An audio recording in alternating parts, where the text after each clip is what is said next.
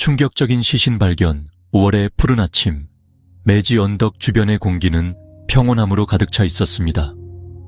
나무들 사이로 울려 퍼지는 새소리, 호수 위에 얇게 깔린 안개도 아직 사라지지 않았습니다. 그러나 이러한 고요한 풍경은 호숫가에 살던 노년의 어부 김도진 씨가 끔찍한 광경을 목격하면서 갑자기 차가워졌습니다. 그 순간 김 씨는 늘 하던 대로 잔잔한 호수 위에 낚싯줄을 던졌습니다. 그는 행운을 기대하며 조용히 그물을 끌어올리고 있었습니다. 그러나 그의 그물에 걸려 올라온 것은 반짝이는 은빛 물고기가 아닌 낯선 물체였습니다. 김 씨는 그것이 무엇인지 알아보려 애쓰며 햇볕에 반짝이는 호수면을 바라보았습니다. 가까이 끌어올렸을 때 그의 두 눈은 얼어붙은 듯 멈췄습니다. 차갑고 움직이지 않는 인간의 시신이 물 위에 떠올라 있었습니다. 그의 손은 떨렸고 거의 그물을 놓칠 뻔했습니다. 평생 자연 속에서 살아왔던 김 씨의 차분한 본성은 즉각 반응했습니다. 그는 허둥지둥 배를 몰고 강가로 돌아와 낡은 휴대전화를 꺼내 손을 떨며 경찰에 전화를 걸었습니다. 무슨 일이죠, 김 씨? 전화기 너머로 당직자의 목소리가 들려왔습니다. 여기 사람이 호수 위에 시체가 떠 있어요. 뭔지는 잘 모르겠어요. 어서 사람을 보내주세요. 김 씨는 더듬거리며 간신히 말을 이어갔습니다. 그의 두 손은 여전히 떨리고 있었습니다. 경찰이 도착하자 현장은 즉시 봉쇄되었습니다. 시신은 정장을 깔끔히 차려입은 중년 남성의 것이었고 차가운 물속에서도 피해자의 품격 있는 모습은 한눈에 알아볼 수 있었습니다. 그 모습은 경찰관들에게 선명한 의문을 남겼습니다. 초기 검토 결과 법의학자는 피해자가 발견되기 몇 시간 전 사망했음을 확인했습니다. 그의 머리에는 강한 충격을 받은 듯한 커다란 피멍 자국이 있었습니다. 익사인가? 그런데 왜 이런 상처가 있지? 한 경찰관이 속삭였습니다. 그냥 단순 사고는 아닐 겁니다. 더 철저히 조사해야겠네요. 법의학자는 경계심으로 빛나는 눈으로 말했습니다. 피해자의 신원은 빠르게 확인되었습니다. 그는 부산 출신의 유명 사업가 박현우로 대형 금융그룹의 대표였습니다. 이 소식은 밤하늘에 터진 불꽃처럼 퍼져나가며 지역사회 전체를 뒤흔들었습니다. 여러 추측과 소문이 떠돌기 시작했습니다. 존경받고 부유하며 권력을 가진 인물을 누가 해치려 했을까요? 혹은 단순히 기이한 사고였을까요? 매지 호수 주변의 분위기는 예전과 같지 않았습니다. 주민들은 경찰의 통제선 주변에 삼삼오오 모여 떠들기 시작했습니다. 호수 건너편에서는 김 씨가 낡은 나무 의자에 조용히 앉아 있었습니다. 그의 시선은 고요한 호수 위에 멈춰 있었고 그곳은 이제 가정의 위기와 잔혹한 음모가 시작된 장소로 남았습니다. 상류층 삶과 가족 갈등 박현우는 한국 금융계에서 모르는 사람이 없을 정도로 유명한 이름입니다. 그는 수십억 달러의 가치를 지닌 금융그룹의 공동 창립자이자 회장이었으며 뛰어난 사업 능력과 시장에 대한 예리한 통찰력으로 많은 이들의 존경을 받았습니다. 여론은 그를 성공을 상징하는 아이콘으로 찬양했지만 이런 화려한 이면에는 갈등과 거짓으로 가득 찬 긴장된 가정사가 숨겨져 있었습니다. 현우는 첫 번째 아내와 결혼했으며 그녀를 매우 사랑하고 존경했습니다. 하지만 그녀가 교통사고로 비극적으로 세상을 떠남으로써 그들의 결혼 생활은 슬픔 속에서 끝이 났습니다. 그는 홀로 남아 첫 결혼에서 낳은 유일한 아들 박지성을 키워야 했습니다. 지성은 현우의 자랑이었으며 아버지의 지능을 물려받았을 뿐만 아니라 가업을 잇고자 하는 야망까지 품고 있었습니다. 심지어 현우는 언젠가 그룹을 지성에게 넘겨줄 것이라고 약속하기도 했습니다. 그러나 이 약속은 이후 끝없는 갈등을 촉발하는 씨앗이 되었습니다. 첫 번째 아내가 세상을 떠난 후 현우는 16살 어린 젊고 아름다운 여성 이수민과 재혼했습니다. 순수한 외모와 치명적인 매력은 첫눈에 현우를 사로잡았습니다. 그러나 지성과 수민의 관계는 늘 보이지 않는 금이가 있었습니다. 수민은 지성을 남편의 자식으로 받아들이기를 거부했으며 지성 역시 수민을 가족 안으로 들어오는 불청객으로 여겼습니다. 그녀는 돈 때문에 아버지와 결혼했어요. 아버지는 그걸 모르세요? 지성은 가족 갈등이 극에 달한 어느 밤 이렇게 외치며 현우를 말문 막히게 만들었습니다. 현우의 부인으로서 수민은 점차 교묘하고 결단력 있지만 계산적인 본성을 드러냈습니다. 그녀는 지성이 그룹의 상속자로 지정된 것에 만족하지 않았습니다. 부부간의 재산을 둘러싼 다툼은 시간이 갈수록 격화되었습니다. 우리는 결혼했어요. 제가 구경꾼으로만 남아있을 수는 없어요. 그 유언장을 다시 생각해 봐야 해요. 알겠죠? 수민은 빨간 입술을 굳게 다물며 이 문제를 언급할 때마다 압박감을 드러냈습니다. 화려한 저택이든 개인 요트에서든 가족들의 식사 자리에서는 항상 긴장감이 감돌았습니다. 지성은 자신을 방어하며 늘 조용히 앉아 있었고 수민은 불쾌함을 억누르는 모습이었습니다. 현우는 중간에서 모든 것을 융합하고자 했지만 점점 지쳐갔습니다. 그는 한 번 지성에게 이렇게 말했습니다. 수민과 잘 지내는 법을 배워야 한다. 아빠는 더 많은 갈등을 원하지 않아. 그러나 말은 쉽고 실행은 어려웠습니다. 모든 일이 거기서 멈추지 않았습니다. 단순히 가족 간의 불화였던 관계는 점차 위험한 권력 다툼의 장으로 변했습니다. 수민은 끊임없이 압박을 가하며 현우에게 유언장 내용을 바꾸라고 요구했습니다. 심지어 그가 세상을 떠나기 몇 달 전 이웃들은 저택에서 고함 소리가 들려왔다고 증언했습니다. 당신이 그녀를 선택할 거야? 아니면 당신 아들? 수민의 이 말은 비극이 다가오고 있음을 알리는 종소리처럼 들렸습니다. 현우는 자신이 한때 사랑했던 젊은 아내가 가장 큰 위협이 될 줄은 결코 예상하지 못했습니다. 그리고 그 자신도 알지 못한 채 가족 내 갈등은 결국 모두를 돌이킬 수 없는 결말로 내몰았습니다. 피해자를 마지막으로 본 사람 사라지기 전 마지막 저녁, 현우는 평소보다 늦게 집으로 돌아왔습니다. 그의 얼굴에는 평소보다 짙은 긴장감이 서렸는데 이는 한편으로는 사업에서 오는 압박감 때문이었고 다른 한편으로는 점점 더 무거워지는 가족 분위기 때문이었습니다. 그날 저녁 평소와 다름없이 지성은 식사에 참석하지 않았습니다. 그는 수민과 마주하기를 피하며 방에서 혼자 식사를 하곤 했습니다. 길게 늘어선 식탁 위에 반짝이는 은 테이블웨어도 차갑기만 했고 현우가 바라던 따뜻한 가족의 온기가 느껴지지 않았습니다. 저녁 식사 후 현우와 수민은 함께 큰 서재에 앉았습니다. 이곳은 현우가 책을 읽고 생각하며 소란스러운 세상에서 잠시 벗어나기를 즐기던 공간이었습니다. 그러나 그날 밤, 이 방은 음지의 전쟁터로 변해버렸습니다. 당신, 내가 말한 것을 진지하게 생각하세요. 수민은 입을 열며 평소보다 한층 더 차가운 목소리로 말했습니다. 현우는 한숨을 쉬며 코 위에 안경을 벗었습니다. 이 얘기는 너무 많이 했어. 난 유언장을 그대로 둘 거야. 이 그룹은 내 평생의 열정이자 노력의 결과야. 지성 말고 다른 누구에게도 넘길 수 없어. 수민은 더 이상 자기 감정을 억제하지 않았습니다. 그녀의 얼굴에는 분노가 드러났고 당신은 항상 그의 편이야. 내가 이 가족을 위해 모든 걸 했는데도 말이야. 그렇다면 나는 뭐야? 당신의 이 결혼 생활에서 단지 그림자일 뿐인가요? 한 번이라도 내 감정을 생각해 본 적 있어요? 라고 소리쳤습니다. 현우는 자리에서 일어나 이마를 짚고 스스로를 진정시키려 했습니다. 피곤하군, 수민. 더 이상 말싸움하지 말자. 하지만 그가 서재를 떠나기 직전에 수민은 크게 외쳤습니다. 당신이 변하지 않으면 당신은 그룹뿐만 아니라 당신이 소중히 여기는 모든 것을 잃을 거예요. 그것이 현우가 아내에게서 들은 마지막 말이었습니다. 다음 날 새벽, 그는 작은 캐리어를 들고 저택을 떠났습니다. 이는 그의 일상에서 보기 드문 물건이었습니다.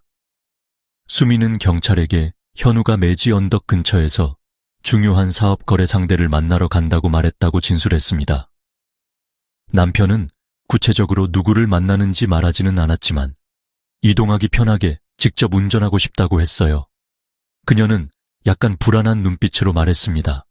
그러나 수민의 말은 저택 주변의 보안 카메라 기록에 의해 모순이 드러나기 시작했습니다. 새벽 4시 현우는 캐리어를 들고 나섰지만 직접 운전하지 않고 검은색 SUV에 뒷좌석에 앉는 모습이 포착되었습니다. 이 차량은 얼굴을 마스크로 가린 정체불명의 남성이 운전하고 있었습니다. 이 사람이 정말 수민이 말한 거래 상대인지에 대해 경찰은 의혹을 품고 있습니다. 경찰 조사는 중요한 세부 사항에 초점을 맞추고 있습니다. 운전자는 누구일까? 현우의 이 여정의 진짜 목적은 무엇이었을까? 누구도 예상하지 못했지만 이는 그의 운명을 결정짓는 여정이었습니다. 그는 어두운 음모의 걸음을 걷기 시작했으며 거기에서 벗어날 길은 이미 완전히 막혀 있었습니다. 법의학에서 드러난 이상한 정보 매지 호수에서 시신이 인양되어 법의학 부검실로 옮겨졌을 때 모두는 박현우의 사망 원인에 대한 단순한 대답을 기대하고 있었습니다. 그러나 그곳에서 밝혀진 세부 사항들은 사건 수사를 복잡하고 위험한 미궁으로 몰아넣겼습니다. 우선 법의학자는 현우의 사망 시간이 시신이 발견된 다음 날 아침이 아니라 그 전날 밤, 그가 집을 떠난 직후라는 것을 확인했습니다. 이는 현우가 아침 일찍 사업가를 만나러 떠났다고 주장했던 수민의 초기 진술과 완전히 모순되었습니다. 왜 수민은 시간에 대한 정보를 잘못 전달했을까요? 단순한 오류였을까요? 아니면 더 끔찍한 진실을 감추려는 의도된 속임수였을까요? 피해자의 시신에서 발견된 부상이 사건을 더욱 괴이하게 만들었습니다. 현우의 머리에는 날카롭고 단단한 물체에 의해 생긴 깊고 긴 타박상이 있었습니다. 또한 그의 두 손목에는 긁힌 자국과 작은 멍이 있었는데 이는 누군가가 그를 붙잡거나 심지어 묶는 동안 생겼을 가능성이 있었습니다. 법의학자는 이것이 일반적인 사고에서 발생할 수 없는 흔적임을 강조했습니다. 그는 탈출하려 했던 것 같습니다. 법의학 담당자는 팔꿈치 근처에서 긁힌 피부를 들여다보며 말했습니다. 부검실의 분위기는 하나하나의 상처가 수술실 조명의 아래에서 드러남에 따라 무거워졌습니다. 더 중요한 것은 현우의 폐에서 호숫물이 발견되었는데 이는 그가 물에 던져질 당시 여전히 살아 있었으며 익사로 사망했다는 것을 증명했습니다. 하지만 이상하게도 피해자의 팔다리는 물속에서 극도로 몸부림친 흔적이 없었습니다. 이는 사람이 익사 과정에서 공포로 몸부림치려는 본능이 일반적이라는 점에서 이례적인 일이었습니다. 이러한 점은 현우가 물에 던져지기 전에 이미 의식을 잃었을 가능성을 제기했습니다. 누군가가 그가 살아남을 가능성을 철저히 차단하려는 치밀하고 냉혹한 계획을 세운 것입니다. 이것만으로도 충격적이지만 우연히 발견된 또 다른 중요한 단서가 있었습니다. 피해자의 재킷에서 어두운 색의 카펫 조각이 발견된 것입니다. 이 섬유 조각은 호숫가 현장에서 발견된 그 어떤 물질과도 일치하지 않았으며 현우가 입고 있던 의복의 재질과도 같지 않았습니다. 이로 인해 당시 그의 시신이 물속에 던져지기 전 다른 장소로 옮겨졌을 가능성이 제기되었으며 첫 번째 사건 현장이 반드시 매지 호수가 아닐 수 있음을 나타냈습니다. 또한 피해자의 몸에서 늘 착용하던 고가의 손목시계는 사라졌지만 재킷 주머니에서는 진주빛을 띤 작은 구슬이 발견되었습니다. 이것은 수민이 최근 생일 파티에서 입었던 드레스에 부착된 구슬과 거의 동일해 보였고 이로 인해 경찰은 수민의 진술 및 그녀와 현우 사이의 실제 관계에 대한 의혹을 더욱 품게 되었습니다. 법의학 조사에서 밝혀진 모든 정보는 사건 해결을 위한 문을 열면서도 더 많은 의문을 남겼습니다. 또한 이에 따라 드러난 퍼즐 조각들은 진실을 은폐하거나 심지어 수사 방향을 전환하려는 치밀한 음모를 암시하고 있었습니다. 누가 현우의 몸에서 발견된 그러한 부상을 일으켰을까요? 그리고 과연 그는 왜 이토록 차가운 죽음을 맞아야 했을까요? 이러한 질문들은 수사팀이 모든 덫과 위험을 무릅쓰고도 사건의 진실에 더욱 깊이 다가가게 하는 불씨가 되었습니다. 의문의 운전자 현우의 죽음을 둘러싼 모든 세부 사항이 여전히 큰 의문으로 남아있는 가운데 실종 당일 이른 아침 그의 저택에서 촬영된 보안 카메라 영상이 가장 중요한 단서 중 하나로 떠올랐습니다. 저택 정문 외부 카메라의 깜빡이는 조명 아래 희미하게 찍힌 영상에서 현우는 작은 여행 가방을 들고 집을 나서는 모습이 포착되었습니다. 그러나 수민의 진술처럼 자신의 고급 차량을 운전하지 않고 검은색 SUV의 뒷좌석에 탑승하는 모습이 눈에 띄었습니다. 이 차는 단조로운 외관에 눈에 띄는 번호판도 없었으며 무엇보다 운전석에 앉은 사람, 마스크로 얼굴을 완전히 가린 채 야구 모자를 깊게 눌러 쓴 인물, 이 주목을 받았습니다. 운전석에 앉은 인물의 호리호리한 체격과 곧은 자세는 수사관들에게 새로운 의문을 불러일으켰습니다. 그는 누구이며 현우와 어떤 연관이 있을까요? 더욱 중요한 것은 이 운전자가 현우의 죽음과 직접적인 연관이 있을 가능성입니다. 경찰은 이 의문의 SUV 추적에 즉시 집중했습니다. 그러나 초기 조사에서 나온 질문들은 모두 막다른 길로 이어졌습니다. SUV는 GPS가 설치되어 있지 않았고 인식하기 쉬운 특징이 없으며 매지 호수 인근의 요금소를 한 번도 통과하지 않았습니다. 이는 운전자가 단순한 우연한 인물이 아니라 발각을 피하기 위해 치밀하고 신중하게 준비된 행동을 했다는 것을 암시했습니다. 하지만 모든 계획이 완벽할 수는 없습니다. 저택 근처에 살던 한 주민이 증언하며 사건의 새로운 국면을 열었습니다. 그는 사건 당일 새벽 4시쯤 현우의 집 뒤쪽 오솔길에 검은색 SUV가 의심스러운 형태로 주차되어 있었다고 말했습니다. 그의 진술에 따르면 운전자는 차에서 내려 주위를 두리번거리며 확인한 뒤 뒷문을 열고 한 남성을 뒷좌석에 태웠습니다. 뒷좌석에 탄 사람의 체격은 카메라 영상 속 현우의 모습과 일치한다는 점이 밝혀졌습니다.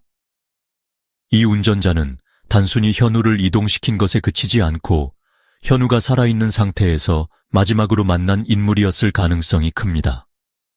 그 후 SUV는 저택 주변을 떠난 뒤 흔적을 감췄으나 경찰은 매지 호수로 가는 경로의 공공 카메라 데이터를 분석하기 시작했습니다. 예측대로 사건 당일 오전 5시 15분쯤 한 교통 카메라에서 검은색 SUV가 스쳐 지나가는 모습이 포착되었습니다. 이는 차량의 이동 경로가 현우의 시신이 발견된 매지 호수의 경로와 완벽히 일치한다는 것을 보여줍니다. 경찰은 추가 조사를 통해 SUV를 매지 호수에서 약 10km 떨어진 공터에서 버려진 상태로 발견했습니다. 엄밀한 검사를 통해 운전석에서 희미한 지문과 몇 가닥의 머리카락이 발견되었지만 그것들은 현우의 것이 아니었습니다.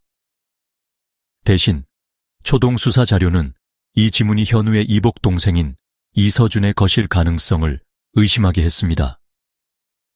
검은 마스크 이면에 숨어있던 인물은 서준이었을까요? 즉각적인 결론을 얻을 명확한 증거는 아직 없었지만 SUV는 현우의 죽음을 둘러싼 수많은 미스터리 중 하나의 조각으로 남아 있었습니다. 의문의 운전자는 여전히 드러나지 않은 그림자 같은 존재였습니다. 그는 음모의 공범일 수도 또는 총체적 공격 계획을 실행한 범인일 수도 있었습니다. 경찰은 이 운전자에게서 답을 얻기 위해 전력을 다하고 있습니다. 검은 마스크의 그림자와 모자 아래 감춰진 서늘한 눈빛은 단지 수사관들에게만이 아니라 현우의 가족 구성원들에게도 많은 것을 암시합니다. 가족들은 점차 이 진실이 엄청난 대가를 요구할지도 모른다는 사실을 깨닫기 시작했습니다. 가사 도우미의 증언, 박현우의 가족이 거주했던 화려한 저택, 고급 비단 커튼과 눈부신 샹들리에 사이에서 오랜 세월 일해온 가사도우미 전수영 씨는 이 집에서 벌어진 모든 사건을 조용히 지켜본 은밀한 증인이었습니다. 현우의 실종과 죽음이 수사의 중심이 되면서 그동안 집안의 구석에서 묵묵히 가사 일을 해오던 그녀는 갑작스럽게 경찰의 주목을 받는 중요한 인물이 되었습니다. 신문 과정에서 전 씨는 약간 긴장한 모습을 보였습니다. 그녀의 가느다란 손은 서로 얽히고 시선은 바닥만 응시했습니다. 하지만 최근 집 안에서 벌어진 이상한 일들에 대해 질문을 받자 그녀는 말문을 열며 수사 방향을 뒤바꿀 수 있는 세부 사항들을 하나씩 풀어놓기 시작했습니다. 주인어른이 사라지기 약 일주일 전부터 집안의 모든 것이 뭔가 이상하게 변하기 시작했어요. 그녀는 약간 떨리는 목소리로 말했습니다. 수민 씨가 아주 이상한 행동을 하기 시작했거든요. 다른 말로 어떻게 설명해야 할지 모르겠어요. 이상하다니요? 구체적으로 말해주세요. 한 경찰관이 그녀의 얼굴을 주시하며 말했습니다. 전 씨는 깊은 한숨을 내쉰 뒤 말을 이었습니다. 수민 씨가 집안의 모든 문 잠금 장치를 바꾸더라고요. 처음에는 최근에 보도된 도둑 사건들 때문에 보안을 강화하려는 줄 알았어요. 그런데 나중에 그녀가 저보고 이 일을 주인어른께 절대로 말하지 말라고 하더군요. 제가 이유를 물었더니 그냥 저를 뚫어지게 쳐다보더니 아무 말 없이 가버렸어요. 경찰은 즉시 기록을 멈추며 그녀의 진술이 지닌 가능성을 평가하기 시작했습니다. 말씀하신 모든 문이 잠금 장치가 교체된 거군요. 구체적으로 언제 그런 일이 있었나요? 며칠 전이요. 열쇠공이 밤늦게 왔습니다. 보통 수민 씨는 밤 시간에 일을 미뤄두는 일이 없었는데 그날은 꼭 해야 한다더군요. 그리고 끝날 때까지 열쇠공 옆에서 지켜보고 있었어요. 이 세부 사항은 수사팀 간 서로 신호를 주고받게 만들었습니다. 문을 교체한 것은 계획적인 행동일 가능성이 높았으며 거대한 계획의 사전 준비 단계일 수 있었습니다. 그러나 이야기는 여기서 끝나지 않았습니다. 전 씨는 계속해서 다음과 같이 말했습니다. 수민 씨가 주인어른의 전화기를 계속 확인하더라고요. 두 분이 늘 말다툼을 하긴 했지만 이번에는 뭔가 다른 느낌이었어요. 그녀는 아주 긴장한 것 같았고 제가 나타나면 늘 저를 피하려고 했어요. 한 번은 그녀가 주인어른 서재 책상 위에 있는 서류 뭉치를 뒤적이며 무엇인가 찾고 있었어요. 제가 가까이 다가가서 책상을 치우려 했을 때 그녀는 재빨리 그것들을 접어서 서랍 안에 넣으며 아주 냉랭한 눈빛으로 저를 쳐다봤어요. 마치 저를 위협하듯이요. 전 씨는 마지막으로 현우가 집에 머물렀던 마지막 저녁의 이야기를 꺼냈습니다. 그녀는 그날 밤 수민이 평소보다 훨씬 불안정해 보였다고 설명했습니다. 그리고 두 사람 간의 서재에서의 격렬한 말다툼 소리는 집 전체에서 울려 퍼질 정도였다고 덧붙였습니다. 그녀가 소리치더군요. 협박하듯이요. 대충 이런 식이었던 것 같아요. 만약 당신이 바꾸지 않으면 내가 미리 경고하지 않았다고 탓하지 마세요. 혹시 그 외에 다른 말을 더 들으셨나요? 경찰이 더 구체적으로 물었습니다. 아니요. 그 뒤로는 두 분이 조용해졌어요. 하지만 다음 날 아침 주인어른이 이른 시간에 집을 나섰습니다. 주인어른이 작은 여행 가방을 들고 있었는데 처음 보는 물건이었어요. 평소에 출장을 갈 때는 그렇게 급하게 준비하신 적이 없었거든요. 그날 뭔가 이상하다고 생각했어요. 그녀의 목소리는 점차 떨렸고 그 말을 이어가기 힘들어 보였습니다. 이러한 증언들은 수민의 주장과 전혀 다른 그림을 그려냈습니다. 미스터리한 문 잠금 교체, 전화기 점검, 서류 뒤적임과 협박성 발언 등은 수민을 단순한 희생자가 아닌 냉혹한 계획의 주체로 드러냈습니다. 특히 마지막 밤의 혼란은 향후 일어난 비극의 서막이었는지도 모릅니다. 이전에 단순히 흩어진 조각들에 불과했던 가사도우미의 증언은 이제 사건의 진실을 밝히기 위한 필수적인 부분이 되었습니다. 과연 현우가 이 집에서 마지막으로 보낸 몇 시간 동안 무슨 일이 발생했을까요? 수민의 행동에서 드러난 의문투성이의 단서들은 진실의 베일을 더욱 두껍게 덮으며 수사를 검은 음모가 얽힌 미궁 속으로 깊이 이끌고 갔습니다. 수상한 자금 이체 수사팀이 수민의 재정적 측면을 깊이 조사하던 중 어두운 상황 속에서도 반짝이는 빛처럼 중요한 세부 사항이 드러났습니다. 은행 거래 기록에 따르면 수민은 현우가 실종되기 며칠 전 가족 공동 계좌에서 자신의 개인 계좌로 거액의 돈을 이체했습니다. 이 시점에서 이 거액의 사용처와 놀라운 타이밍은 대단히 의심을 불러일으켰습니다. 경찰서 신문실에서 진행된 조사 분위기는 한층 심각해졌습니다. 수민은 단정한 의상을 입고 여전히 평정하고 자신감 있는 태도를 유지하며 조사관들과 마주 앉았습니다. 조사팀장인 경찰관이 차분하지만 단호한 목소리로 입을 열었습니다. 5월 4일에 있었던 50억 원의 자금 이체에 대해 질문하고 싶습니다. 이는 적은 금액이 아닙니다. 수민은 고개를 살짝 기울이며 조용한 미소를 지으려고 했습니다. 그건 그냥 제 개인 투자였습니다. 부동산 프로젝트에 자금을 투입할 계획이었어요. 그러나 조사관은 그녀의 말을 곧바로 반박하며 다시 자료를 펼쳤습니다. 그런데 우리가 확보한 정보에 따르면 당신의 이름으로 된 합법적인 부동산 프로젝트는 찾을 수 없습니다. 게다가 이 돈은 또 다른 개인 계좌로 이체되었고 그 계좌는 서준과 직접 연관된 인물의 이름으로 등록되어 있습니다. 수민의 얼굴이 잠시 경직되었으나 그녀는 눈치를 채지 못한 듯 눈빛을 감추려고 애썼습니다. 그러나 경험 많은 조사팀은 그녀의 가장 미세한 태도 변화조차 주시하고 있었습니다. 당신은 이 사람을 어떻게 알게 되었습니까? 중요한 주제를 겨냥한 질문이 칼날처럼 날카롭게 튀어나왔습니다. 그 사람이요. 그냥 한 중개자일 뿐이에요. 정확한 이름은 기억나지 않아요. 수민은 천천히 대답했지만 이번에는 그녀의 목소리가 초기의 여유로움을 잃어가고 있었으며 긴장된 기색이 역력했습니다. 조사관들은 물러서지 않고 압박을 가했습니다. 더 의심스러운 점은 이체된 50억 원이 수시간 내에 거의 전액이 인출되었다는 점입니다. 그리고 얼마 지나지 않아 이번에는 서준 명의로 된 또 다른 계좌로 동일한 양식으로 돈이 옮겨졌습니다. 이에 대해 알고 계셨나요? 수민은 말을 잇지 못하고 눈동자를 잠시 흔들었습니다. 그녀의 입에는 식은땀이 맺히기 시작했고 전 그건 몰랐어요 라며 무심한 태도를 유지하려 했지만 목소리는 냉랭하게 떨리고 있었습니다. 정말 몰랐다고요? 조사관의 목소리가 낮아지며 단어 하나하나에 무게를 실었습니다. 하지만 당신 휴대폰 GPS와 서준의 휴대폰 신호가 같은 시간에 같은 현장에서 동시에 포착되었습니다. 정말 우연일 뿐인가요? 신문실의 공기는 갑자기 무겁고 답답해졌습니다.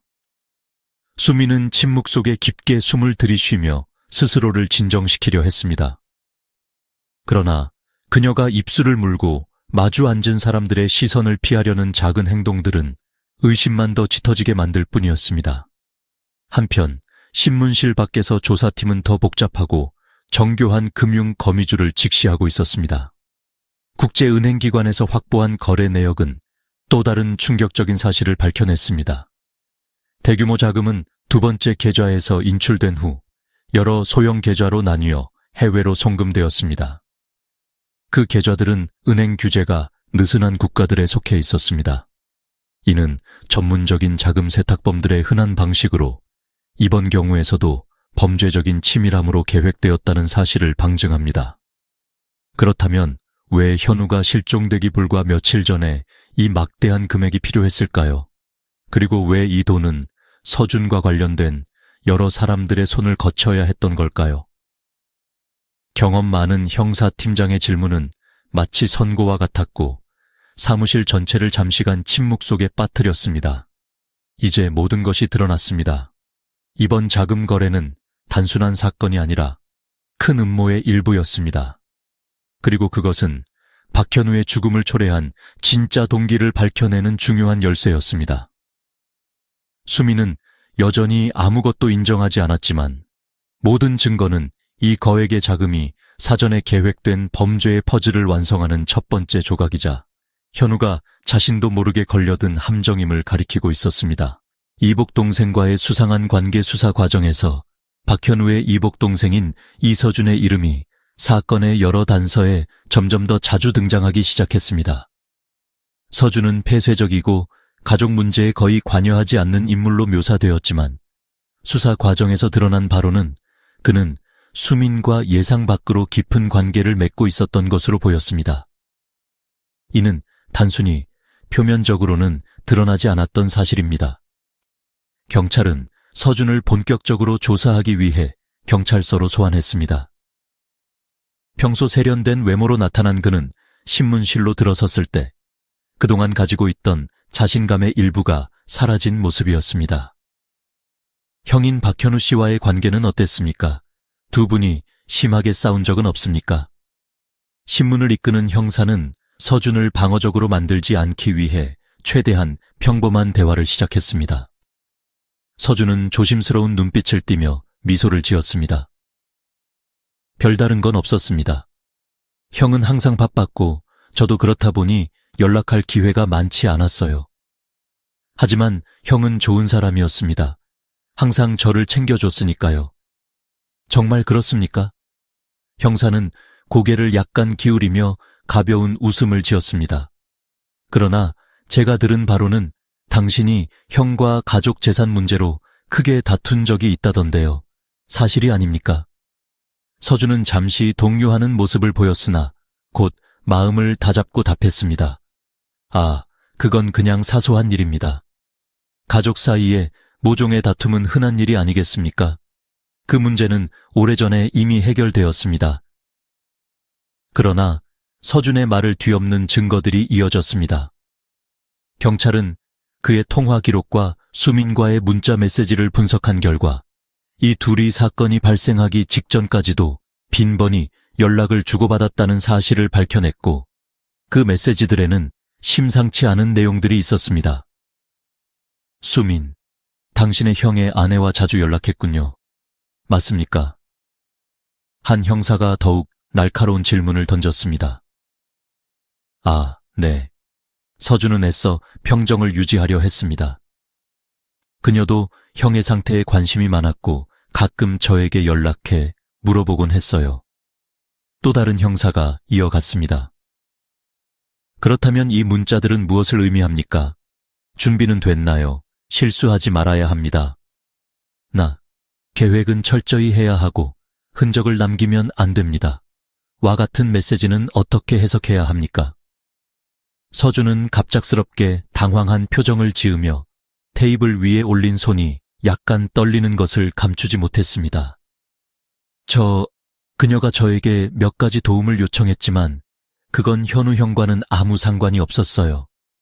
그의 목소리는 점점 작아졌고 더 이상 확신을 담지 못했습니다.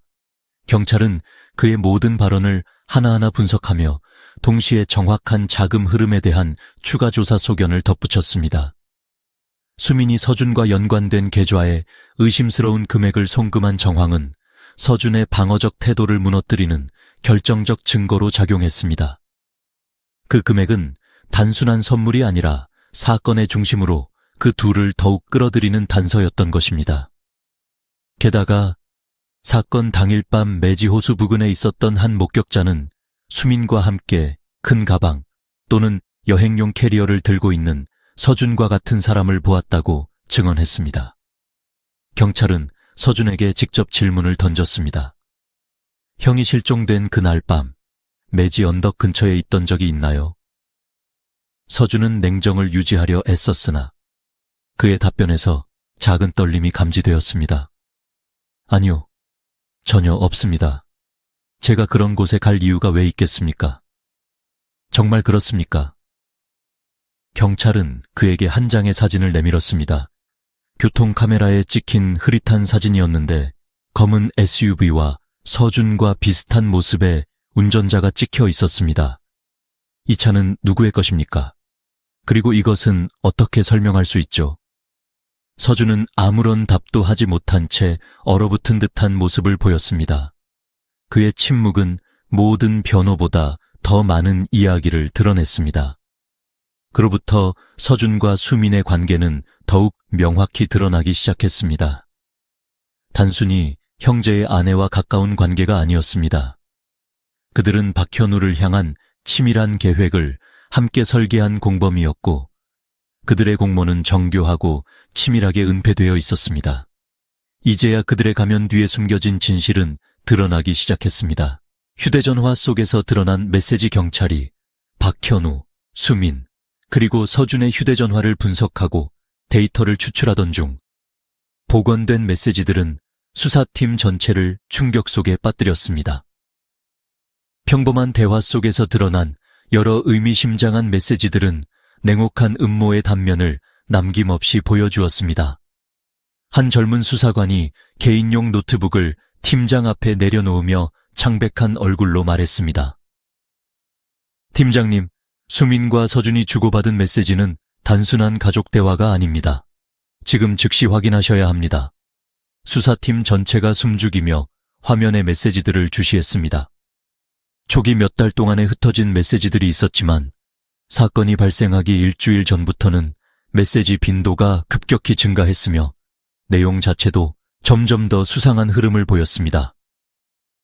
5월 2일 수민이 서준에게 보낸 메시지. 수민, 모든 게 확실히 준비됐는지 확인해줘요. 어떤 실수도 있어선 안 돼요. 서준, 걱정 마. 이미 모든 걸 정리했어. 감정에 휘둘리지 말고 이번이 우리의 유일한 기회야. 5월 3일 서준이 수민에게 보낸 메시지. 서준, 현우가 뭔가 눈치챘어. 내가 그가 뭔가를 바꿀 시간조차 주고 싶지 않아. 수민, 아니야. 그는 여전히 내가 헌신적인 아내라고 믿어. 내가 얼마나 오랫동안 이 가면을 쓰고 있었는지 잊었어. 이 메시지들이 화면에 뜨자 신문실의 공기가 무겁게 가라앉았습니다.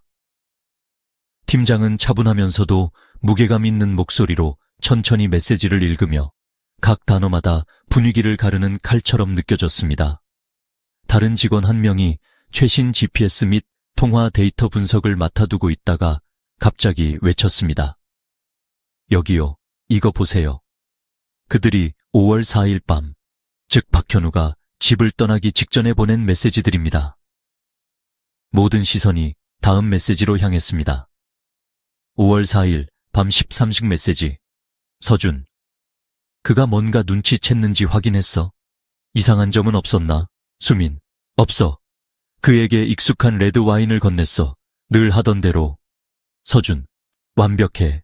그가 정해진 시간에 집을 나서게 만들어. 모든 게 준비되어 있어. 수민, 기억해둬. 어떤 실수라도 있다면 우린 모두 끝장이야. 흔적 남기지 마.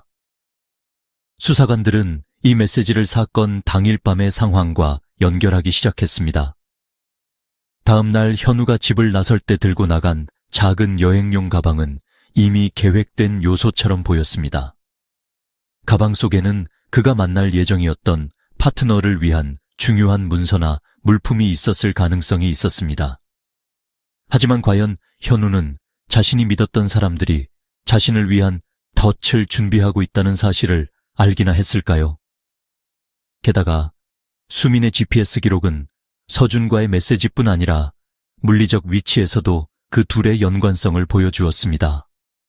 의심스러운 시간대에 현우가 사망한 장소인 매지 호수 근처에서 두 사람의 위치가 각각 1시간도 채 안 되는 간격으로 나왔던 것입니다. 그러나 수사팀이 충격받은 것은 단순한 위치 기록뿐만이 아니었습니다. 모든 데이터를 통틀어 가장 인상적인 부분은 사건이 발생한 직후 서준이 5월 5일 새벽 5시 45분에 보낸 마지막 메시지였습니다. 5월 5일 새벽 5:45 메시지. 서준, 끝났어. 이제 되돌릴 수 없어. 완벽한 사고처럼 보여야 해. 이 마지막 메시지는 수사관들의 등 뒤를 서늘하게 만드는 찬바람 같았습니다. 더 이상 의문은 존재하지 않았습니다. 박현우의 인생은 단 하룻밤만의 계획이 아니라 몇 개월 이상 치밀하게 세워진 음모로 인해 비참하게 끝나버렸던 것이었습니다. 한 수사관은 차마 감정을 숨기지 못한 채 외쳤습니다.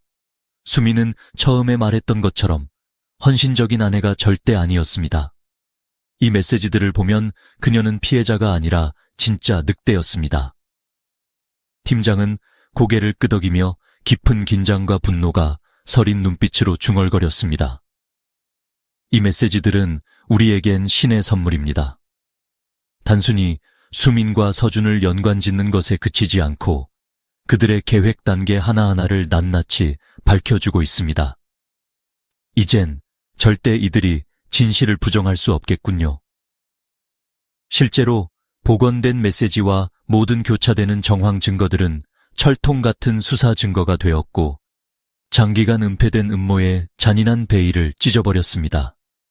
어두운 시간에 보내진 짧은 문자들은 이제 범죄의 도피로를 완전히 틀어막는 찬연한 빛처럼 작용했습니다.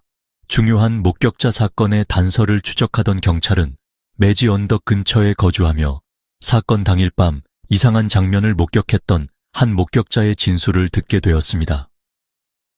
이 목격자 최상호 씨는 나이가 지긋한 선착장 경비원으로 그의 증언은 사건의 흐름을 뒤바꿀 만큼 중요했습니다. 경찰서에서 열린 신문에서 최 씨는 다소 긴장한 태도로 조사관들 앞에 앉았습니다. 그의 주름진 두 손이 계속 얽히고 눈은 바닥을 향하고 있었습니다. 그는 머릿속 깊이 새겨둔 오래된 기억을 더듬는 듯 했습니다. 최 씨, 5월 4일 밤 매지 호수 근처에 계셨다면서요? 신문을 이끈 경찰관이 부드럽지만 단호한 톤으로 물었습니다. 네, 정확히는 밤 11시쯤이었습니다.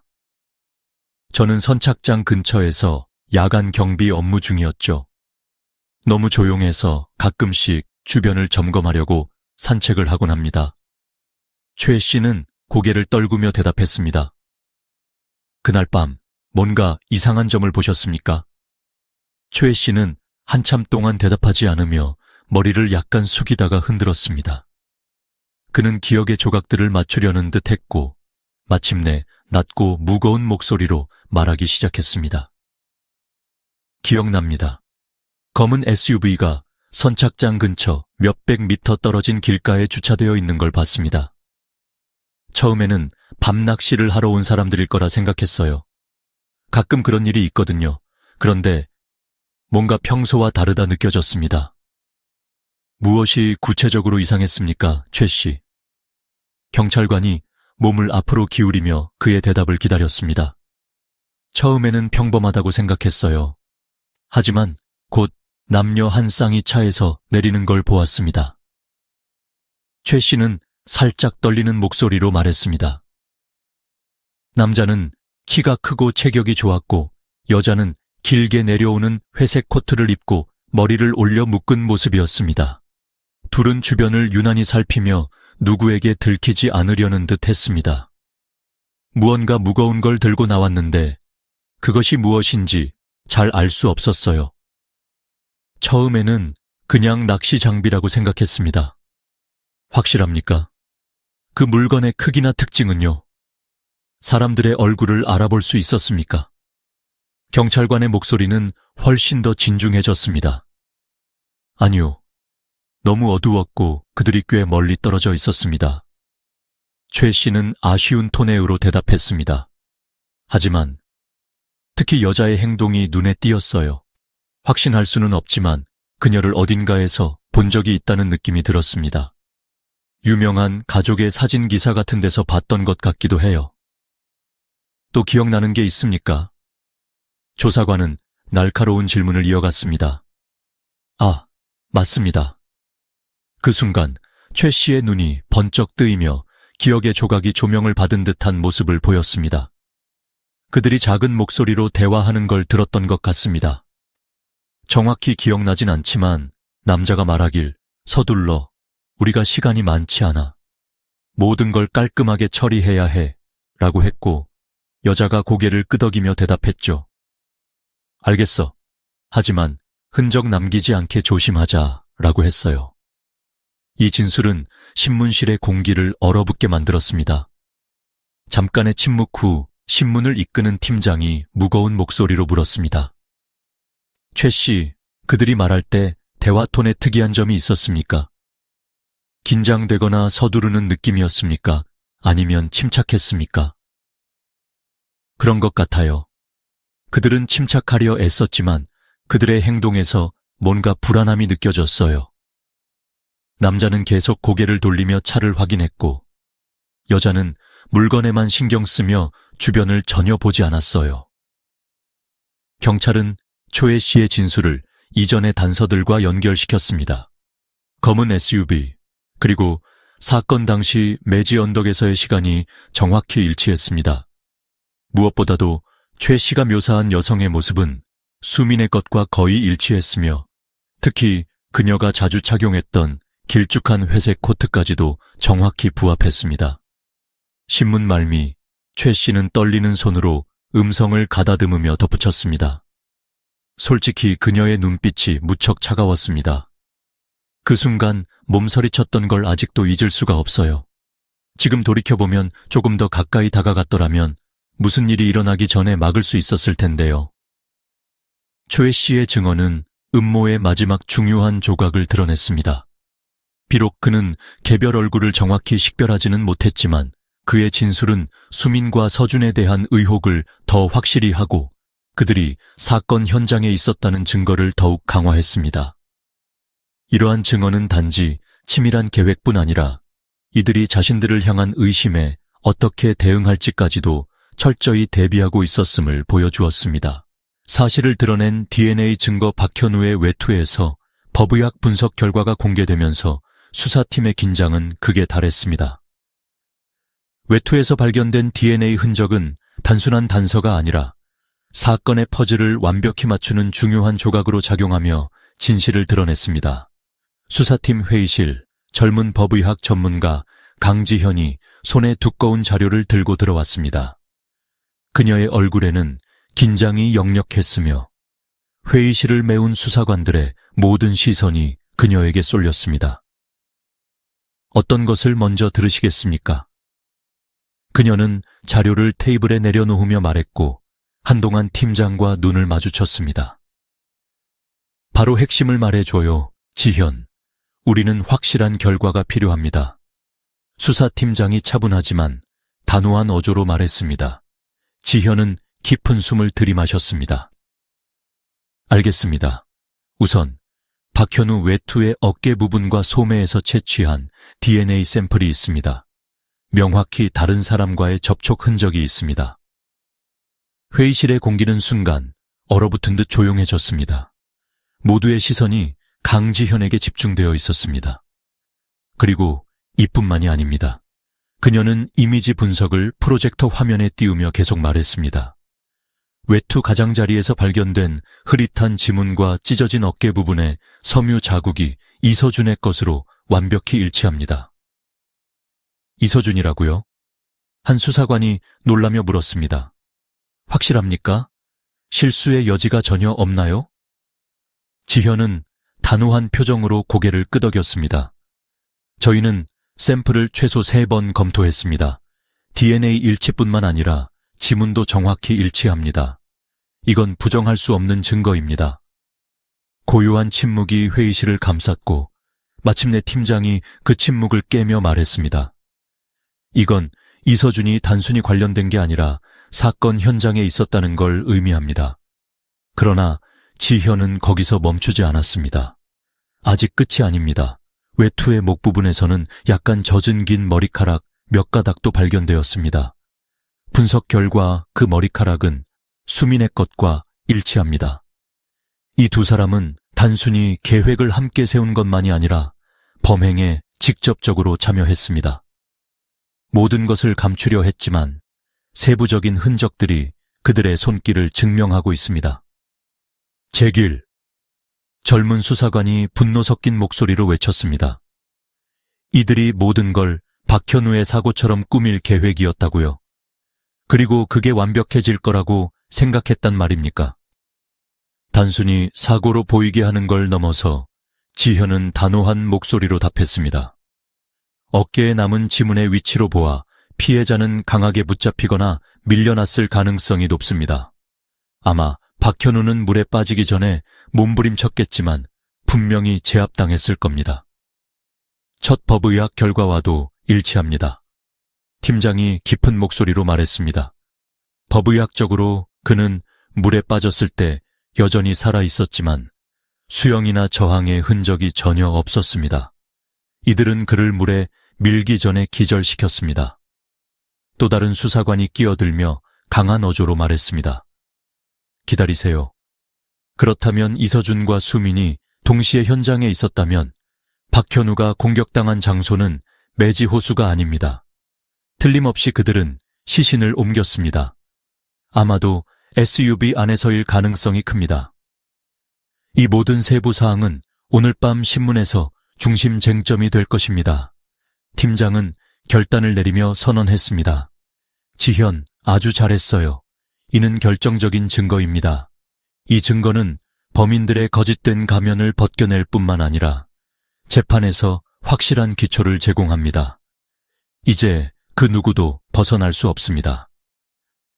신문실에 앉아 증거 결과가 공개되었을 때 이서준은 완전히 어리벙벙한 표정을 지으며 땀과 두려움에 사로잡혔습니다.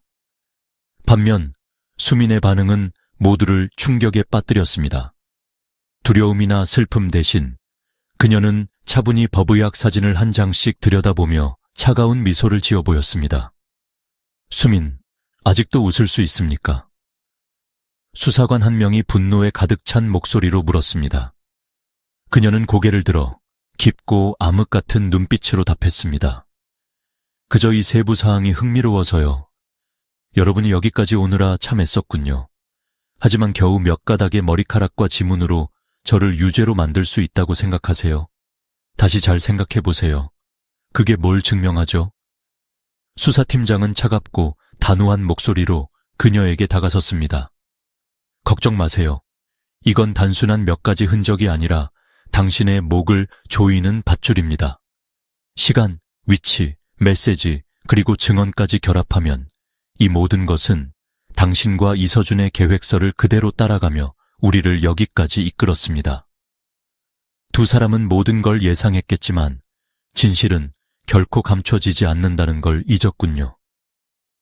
부정할 수 없는 DNA 증거와 함께 쏟아지는 질문에 이서준은 처음에 자신감을 완전히 잃고 몸을 떨기 시작했습니다. 결국 그는 모든 것을 고백했고 자신과 수민의 계획을 낱낱이 밝히며 책임을 피할 수 없는 진실을 인정했습니다.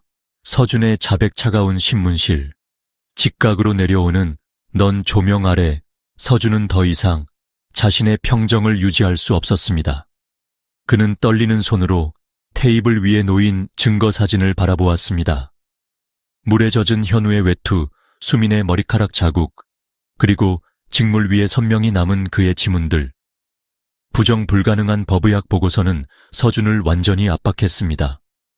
방 안 공기는 무거웠고 모두는 서준의 불규칙한 짧은 숨소리를 뚜렷이 들을 수 있었습니다.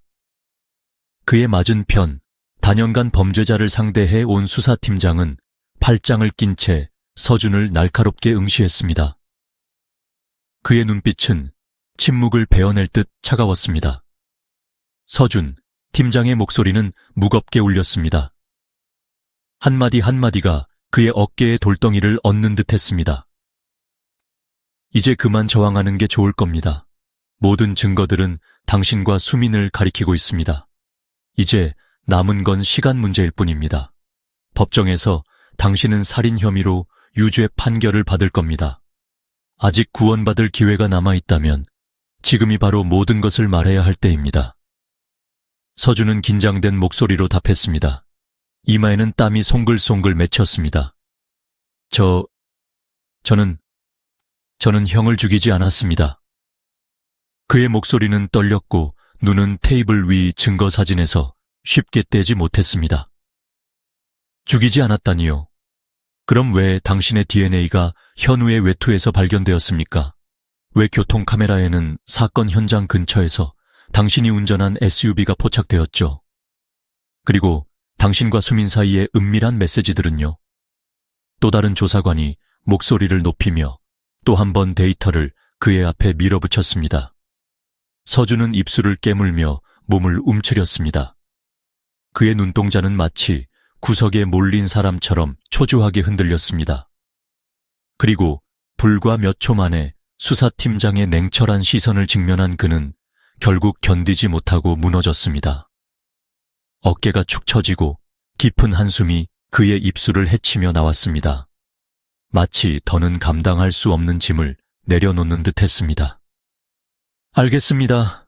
서준은 속삭이듯 말했습니다. 그의 두 손은 떨며 머리를 감싸 쥐었고 목소리는 작아졌습니다. 알겠습니다. 다 말하겠습니다. 하지만 수미는 해치지 마세요. 저는 단지 그녀를 도와주고 싶었을 뿐이에요. 도를 넘었다. 팀장은 냉소적인 어조로 물었습니다.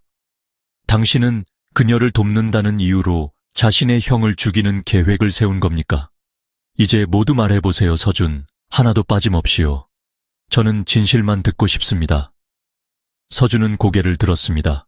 그의 눈은 붉게 충혈되었고 목소리는 한층 낮고 떨렸습니다. 맞아요. 맞습니다. 수민 때문이에요. 몇 달 전에 그녀가 저를 찾아왔습니다. 처음에는 단지 그녀가 결혼 생활이 불행하다고만 말했어요. 현우 형이 그녀를 전혀 신경 쓰지 않고 늘 회사와 그의 아들에만 몰두한다고요. 그저 자신을 집안의 장식품처럼 여긴다고 했습니다. 그게 현우를 죽일 이유라고 생각했나요? 한 수사관이 격분해 가로질렀습니다. 서준은 모두의 시선을 피하며 말했습니다. 처음엔 거절했습니다. 하지만 그녀가 유언장을 이야기했어요. 모든 재산과 회사 소유권이 형의 아들인 지성에게 돌아가게 되어 있고 만약 형이 그녀와 이혼이라도 하면 그녀는 아무것도 남기지 못한다는 겁니다. 그녀는 울며 절 애원했습니다. 아무것도 없이 떠날 수는 없다고요. 그래서 당신은 현우를 죽이기로 한 겁니까? 서준은 절망 속에 고개를 끄덕였습니다. 아니, 처음부터 그런 건 아니었어요. 그녀는 그저 형을 없애면 된다고 했습니다. 그렇게 하면 사고처럼 보이게 하고 유산은 자동적으로 합법적인 방식으로 이전될 것이고요. 저는 그녀를 믿었어요. 그녀가 이것이 유일한 방법이라고 말했어요. 신문실에 있던 조사관들은 눈빛을 교환하며 서로의 분노를 감추려 애썼습니다. 그날 밤, 서준은 말을 이어갔습니다. 그의 목소리는 끊어질 듯 미약했습니다. 수미는 모든 것을 준비했다고 했어요. 형이 아무런 의심도 하지 않도록 와인을 마시게 할 거라고 했어요. 그리고 저는 SUV를 몰고 가서 형을 데리러 갔어요. 수미는 형이 출장 가는 것처럼 보이도록 여행 가방을 챙기게 했습니다. 그리고 당신은 현우에게 무슨 짓을 한 겁니까? 팀장의 목소리는 더욱 낮아졌습니다. 차갑고도 강렬했습니다. 서준은 손으로 얼굴을 감싸며 결국 터져나오는 목소리로 사실을 털어놓았습니다. 우리는 차를 매지 언덕 근처에서 멈췄습니다. 형이 차에서 내리자마자 저는 아무것도 할 수 없었습니다. 제가 이건 잘못된 일이라고 수민에게 말했어요. 하지만 그녀는 저에게 소리쳤어요. 이미 너무 늦었다고요. 우리가 이 일을 끝내지 않으면 모두 끝난다고 말했어요. 그 후 수민은? 그녀는 차에서 금속 파이프를 꺼내더니 그리고 형의 뒤통수를 강하게 내려쳤습니다. 저는 그냥 바라만 보았습니다. 몸이 얼어붙은 것처럼 움직이지 못했습니다. 서준은 몸을 떨며 중얼거렸습니다. 그런 다음 그녀는 형을 차로 끌어올리라고 말했고 호수까지 차를 몰아갔습니다. 그리고 우리는 형을 배에 실어 물에 던졌습니다. 신문실은 서준의 충격적인 고백에 완전히 침묵에 잠겼습니다. 한 수사관이 도저히 참을 수 없다는 듯 외쳤습니다. 그는 그 여자가 자신을 조종하게 내버려두고 결국 자신의 형을 죽이는데 가담했다고요. 팀장은 단단히 주먹을 쥔 채 고개를 숙였습니다. 그의 말을 뼈저리게 받아들인 후 차분하지만 단호하게 말했습니다. 이 자백이 당신을 쉽게 벗어나게 할 거라 생각하나요? 당신도 공범이고 당신이 현우를 구하지 않았다는 사실은 용서받지 못할 겁니다. 서준은 머리를 테이블 위에 떨구며 더 이상 아무 말도 하지 못했습니다. 신문실은 차갑고 잔인한 진실의 무게 아래 신음하는 듯 했습니다. 탐욕과 배신에서 비롯된 계획이 이제 자백을 통해 적나라하게 드러난 자리였습니다. 사회적 파문을 일으킨 재판 수민과 이서준의 재판은 2024년 3월 중순 서울중앙지방법원에서 열렸습니다. 이 재판은 단순한 형사사건이 아니라 국가적인 관심을 불러일으킨 사회적 사건으로 언론과 대중 그리고 법률 전문가들까지 특별한 주목을 받았습니다. 재판정은 참관하기 위해 몰려든 기자들과 방청객들로 가득 찼으며 법원 밖에는 수백 명의 시민들이 삼삼오오 모여 그저 스피커를 통해 들려오는 소리라도 듣고자 애쓰고 있었습니다. 무거운 공기가 재판정을 감싸는 가운데 한때 재능과 권력으로 금융계를 휩쓸었던 박현우는 이제 불행한 희생자로서 가장 가까운 사람들에게 배신당한 모습으로 회자되고 있었습니다. 피고석에 선 수민과 서준은 사건이 폭로된 날 이후 처음으로 나란히 모습을 드러냈습니다. 수민은 단정한 얼굴과 깔끔하게 올려 묶은 머리, 단순하지만 의도적으로 선택한 듯한 여성스러운 드레스를 입고 있었습니다. 그녀는 연약한 여성의 이미지를 최대한 활용하려는 듯 했으며 법정에 들어설 때조차 변호사와 눈빛을 교환하며 여유 있는 미소를 지었습니다. 반면 서준은 체중이 눈에 띄게 빠져 피로와 초조함에 짓눌린 모습이었습니다. 그는 고개를 푹 숙이고 아무 말 없이 앉아 있었으며 눈빛에서는 두려움이 가득했습니다. 이 극명한 대조는 많은 이들의 머릿속에 질문을 던졌습니다. 진정한 주범은 과연 누구인가? 수민을 변호하는 변호사의 입장, 존경하는 재판장님, 제 의뢰인 송수민은 무죄입니다. 그녀는 단지 한 치 앞도 내다볼 수 없었던 이서준이 꾸민 음모에 휘말렸을 뿐입니다. 여러분이 곧 듣게 될 사실은 충격적일 수 있지만 이번 사건의 진실이 초기 혐의와 얼마나 다른지 보여드리겠습니다. 맞은편에 앉아있던 검사 강태호는 조용히 비웃듯 미소를 지었습니다.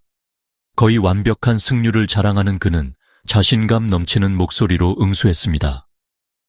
피고 측의 참신한 변론을 기대해 보겠습니다.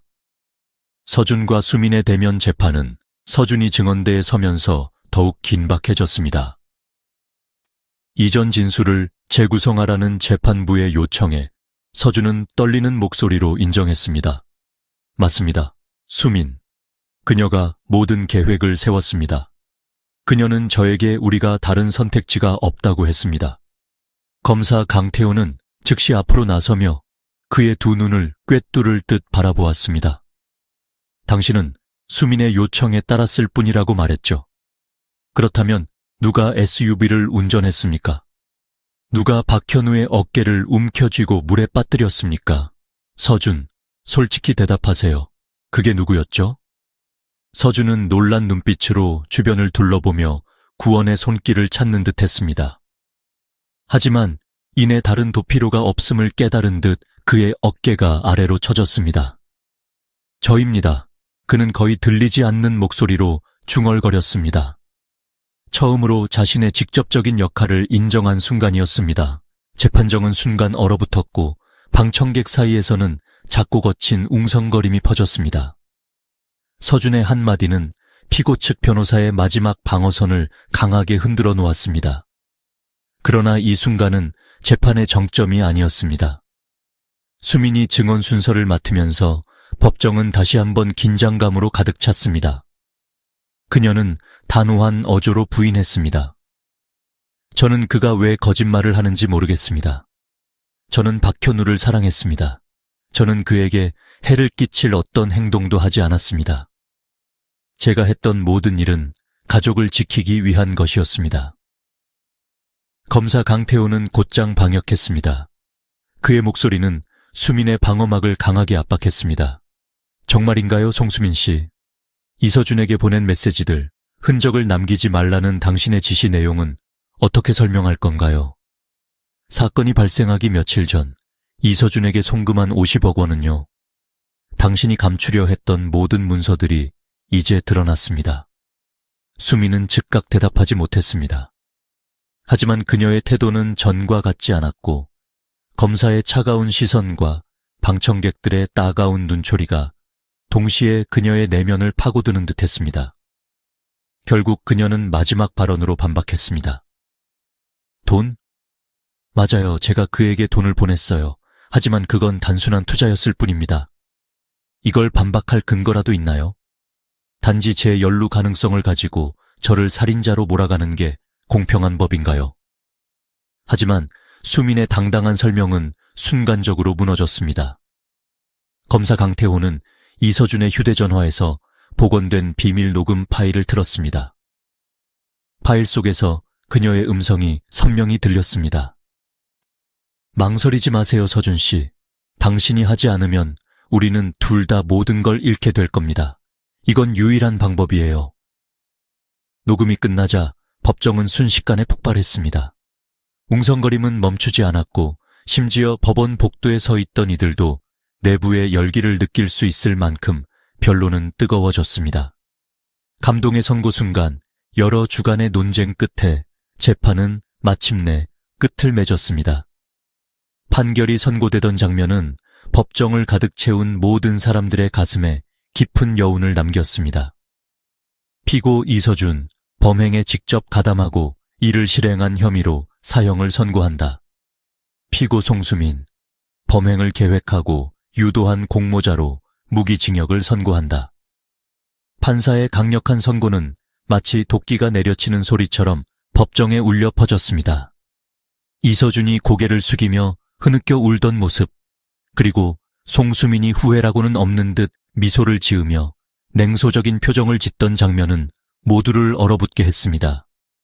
이 재판은 단순히 잔인한 범죄를 폭로한 것이 아니라 인간 내면의 탐욕과 배신의 어두운 이면을 적나라하게 보여주었습니다. 그날 법원 밖에서는 대중들이 서로 다른 반응을 보였습니다. 어떤 이는 분노로 인해 눈물을 흘렸고 또 어떤 이는 비웃음으로 소란스러웠습니다. 하지만 대부분의 사람은 결국 한 가지를 깨달았습니다. 탐욕과 음모, 그리고 배신은 반드시 대가를 치르게 되어 있고 정의는 결코 영원히 숨겨지지 않는다는 진실을 말입니다. 어두운 유산 법원의 최종 판결이 발표되자 박씨 가문의 비극에 대한 여론의 논란은 끊이질 않았습니다. 한때 성공과 부의 상징이었던 박현우는 이제 거대한 기업뿐만 아니라 배신과 탐욕, 그리고 끔찍한 음모로 얼룩진 어두운 유산을 남기고 떠났습니다. 평생을 바쳐 구축한 금융재벌, 한때 한국 금융계의 무적의 거인으로 불리던 그 회사는 여전히 박현우의 외아들 박지성이 이끌고 있었습니다. 그러나 가문의 비극적 사건에서 비롯된 죄는 모든 것을 뒤덮고 있었습니다. 회사의 내부 대화한 내부 회의에서 박지성은 과거 아버지가 앉아있던 의장석에 앉아 있었습니다. 그의 손은 무의식적으로 책상의 가장자리를 더듬었고 그곳에는 이제는 고인이 된 아버지의 흔적이 여전히 남아있는 듯했습니다. 그러나 오늘 회의실에는 박현우의 열정 어린 가르침도 미래에 대한 자랑스러운 시선도 존재하지 않았습니다. 대신 방 안은 무거운 침묵과 어둠으로 가득했습니다. 의장님, 한 직원이 어렵게 입을 열었지만 그의 목소리에는 분명히 불안함이 배어 있었습니다. 주주들로부터 많은 문의를 받고 있습니다. 그들은 이번 사건 이후 회사의 이미지를 크게 우려하고 있습니다. 그렇군. 지성은 짧게 대답했습니다. 그의 시선은 여전히 책상 위에 펼쳐진 자료에서 벗어나지 못했습니다. 때로는 과거의 그림자가 그를 짓누르는 듯한 착각이 들었습니다. 오랜 침묵을 깨고 왼쪽의 한 고위 임원이 조심스럽게 말을 꺼냈습니다. 의장님, 저는 우리가 대대적인 재구조화가 필요하다고 생각합니다. 단순히 재정적인 차원이 아니라 이미지적인 측면에서도 말입니다. 사람들이 이제 우리를 존경 대신 의구심의 시선으로 보고 있습니다. 과거의 영향을 외면한 채 회사를 계속 운영할 수는 없습니다. 지성은 고개를 들어 임원을 바라보았습니다. 한때 그의 아버지가 자랑했던 미래를 예견하는 재능으로 칭송받던 눈빛은 이제 엄청난 부담과 갈등으로 얼룩져 있었습니다. 알겠습니다. 그는 천천히 대답했습니다. 그의 한마디 한마디가 목구멍에서 힘겹게 짜내는 듯 했습니다. 하지만 한 가지 기억하세요. 우리는 단지 재구조화에 그칠 것이 아니라 이 회사가 어떤 비극도 극복할 수 있다는 것을 증명해야 합니다. 이 회사는 제 아버지께서 평생을 바쳐 이루어낸 작품입니다. 저는 그것이 절대로 무너지게 두지 않을 것입니다. 여론과의 싸움. 지성은 커다란 배를 몰아 폭풍 속을 지나가려 애썼지만 여론은 이 사건을 잊으려 하지 않았습니다. 언론은 사건의 끔찍한 세부 사항을 끊임없이 들춰내며 선정적인 헤드라인을 연일 대서특필했습니다. 재능과 비극, 억만장자 박현우의 피비린내 나는 죽음, 완벽한 아내인가 냉혹한 공모자인가, 파크 파이낸셜 제국 배신의 그림자가 드리운 곳. 대중은 두 가지 의견으로 나뉘었습니다. 일부는 지성에게 공감하며 그가 부모 세대의 실수로 인해 희생되고 있다고 생각했습니다. 그러나 또 다른 일부는 그를 비판하며 가족의 음모와 회사가 정말 무관하다고 믿을 수 있느냐고 의문을 표했습니다. 지성의 사적인 순간, 그날 밤 늦게 회의가 끝난 그의 사무실은 조용했고 지성은 어두운 방에서 홀로 앉아 있었습니다. 방을 은은히 밝히는 책상 조명 아래에서 그는 희미하게 빛바랜 가족 사진을 바라보았습니다. 어린 시절 아버지와 함께 웃으면서 찍은 사진 속 아버지의 눈빛은 지성과 회사의 미래에 대한 자랑스러움으로 반짝이고 있었습니다. 불현듯 전화벨이 울리며 그의 끊이지 않는 생각을 멈추게 했습니다. 화면을 바라보니 가족의 법무 대리인이었습니다. 의장님, 저희가 방금 박현우 회장님의 유언 남은 부분을 검토했습니다. 가족 변호사의 차분한 목소리가 전화 너머로 들려왔습니다. 그래서요? 지성은 대답했습니다. 마치 또 다른 충격을 기다리는 듯 그의 가슴은 갑작스레 무거워졌습니다. 그분께서 따로 남긴 메모가 있습니다. 주로 당신을 위한 메시지였어요. 반드시 한번 보셔야 한다고 생각합니다. 지성은 잠시 침묵을 지키다 깊은 숨을 들이쉬며 대답했습니다. 즉시 보내주세요. 몇 시간 후 고요한 방에서 그는 변호사가 보낸 봉투를 열었습니다. 봉투 안에는 박현우의 손편지가 있었습니다. 첫 문장을 읽는 순간 지성은 감정을 다스릴 수 없었습니다. 지성, 나의 아들아, 이 편지를 읽고 있다면 이제 나는 내 곁에 없다는 뜻이겠지. 하지만 알아줘야 한다. 내가 했던 모든 일은 단지 회사를 보호하기 위해서가 아니라 네 미래를 위한 토대를 세우기 위해서였다. 과거의 잘못과 어두움이 네 앞날을 흐리게 두지 말아라. 그는 글씨를 더 읽을 수 없었습니다. 눈물이 글자를 번지게 했으니까요. 생애 처음으로 지성은 자신이 느끼는 모든 무게가 단순히 업무적인 부담이 아니라는 것을 깨달았습니다. 그것은 아버지의 이름으로 남겨진 유산에 대한 책임이자 사랑하는 사람을 잃은 고통에서 비롯된 것이었습니다. 영원히 손상된 가족의 유산. 비록 파크 파이낸셜은 여전히 운영 중이었지만 회사의 이미지는 대중의 눈에서 결코 회복되지 못했습니다. 박현우의 유산은 이제 그가 믿었던 동생과 사랑했던 아내의 배신으로 영원히 더럽혀졌습니다. 모든 일이 지나간 지금 지성은 단지 아버지에게서 남겨진 것을 지키기 위해 살아가는 사람이 된 듯했습니다. 그리고 그의 마음속에는 치유될 수 없는 상처만 남아 있었습니다. 마지막 메시지. 박현우의 삶이 끝난 매지 호숫께는 마을 주민들이 작은 비석을 세웠습니다. 비석에는 이런 문구가 새겨져 있었습니다. 배신은 한 사람을 죽일 수 있어도 정의를 파괴할 수는 없다. 박현우의 이야기는 사회 전체가 성찰하는 계기가 되었습니다. 결국 돈과 권력은 인간의 양심과 도덕적 의무를 대신할 수 없다는 점을 일깨워준 비극이었습니다.